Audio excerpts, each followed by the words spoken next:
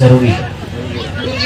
आज हो सके आपको ये लगता है कि भाई ये धनबाद का झगड़ा है तो धनबाद वाले समझ लेंगे, बोकारो वाले समझ लेंगे, हमको क्या। लेकिन एक बात याद रखिए, यदि आप हमारे साथ जुड़े हैं, यदि आपका संबंध धनबाद और बोकारो से है तो ये लड़ाई भी आपकी है। एक छोटा सा कहानी सुनाते हैं। मोबाइल गिरा आपका, मोबाइल गिरा। एक किसान था, किसान समझते हैं ना, आप लोग सभी किसान समझते हैं। किसान ने अपने घर में 3 पशुओं को पालतू बनाया था, मैंने अपने बच्चे की तरह पाला था। एक कबूतर, कबूतर समझते हैं आप लोग, पायरा बोलते हैं ना, तुम भी पायरा बोली ना। एक पायरा और एक साड़ा, साड़ा यानी मुर्गा ना, एक मुर्गा और एक पांठा यानी जिसको आप लोग छागल बोलते हैं। यानी 3 वो चीज वो किसान पालतू बना के अपने घर में रखा हुआ था।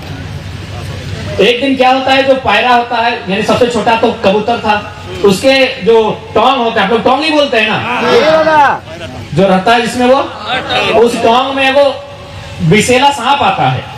और वो सांप क्या कर, जब सांप आता है तो जो पायरा यानी जो कबूतर होता है वो मुर्गे से सहायता मांगता है कि ऐसा ऐसा बात है, मेरे घर में एक सांप घुस आया है, यदि आप मेरी सहायता करेंगे तो सांप निकल जाएगा, नहीं तो मेरे बच्चों को वो डस लेगा। तो ठीक उसी प्रकार जैसे हम धनबाद से मान के चलिए, हम कबूतर हैं, आप और मुर्गा हैं, आपसे सहायता मांगने आए हैं कि भाई मेरे घर में एक सांप आया है, हम कोल्हान आपसे सहायता मांगने आए हैं। तो मुर्गे ने क्या कहा कि झगड़ा आपका है, ये झगड़ा आपका है, आप समझिए हम इसमें सहायता नहीं करेंगे।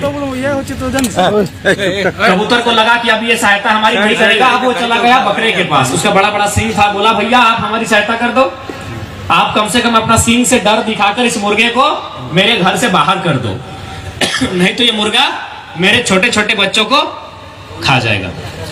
बकरे ने भी, सॉरी सांप, बकरे ने भी वही कहा कि भाई ये झगड़ा आपका है। शायद आपके मन में भी आ रहा होगा कि लड़ाई तो धनबाद बोकारो से स्टार्ट हुआ है, हमको क्या नुकसान होगा, तो इसलिए इस कहानी को थोड़ा सुनिएगा। बकरे ने भी क्या कहा कबूतर से कि झगड़ा तुम्हारा है, तुम समझो, हम सहायता नहीं करेंगे।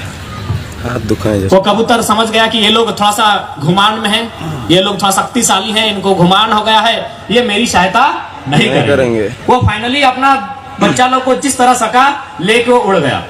लेकिन सांप तो था, कबूतर तो उड़ चुका था, लेकिन सांप तो उसके घर में अभी भी था। फाइनली रात को क्या होता है, वो सांप किसान की जो पत्नी थी उसे डसने का काम करता है।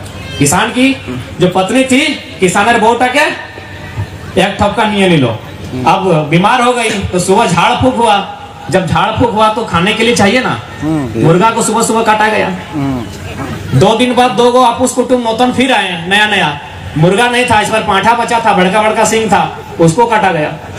तो इस कहानी का मतलब है, यदि मुर्गा और पांठा दोनों मिल के अगर छोटा सा पेरुआ यानी पायरा का साथ देता और सांप को निकाल देता तो ये तीनों जिंदा होता। इसी को समाज कहते हैं।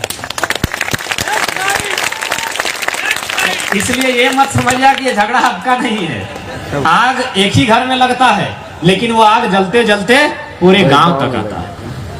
इसलिए आज लड़ाई की आवश्यकता है। क्या एक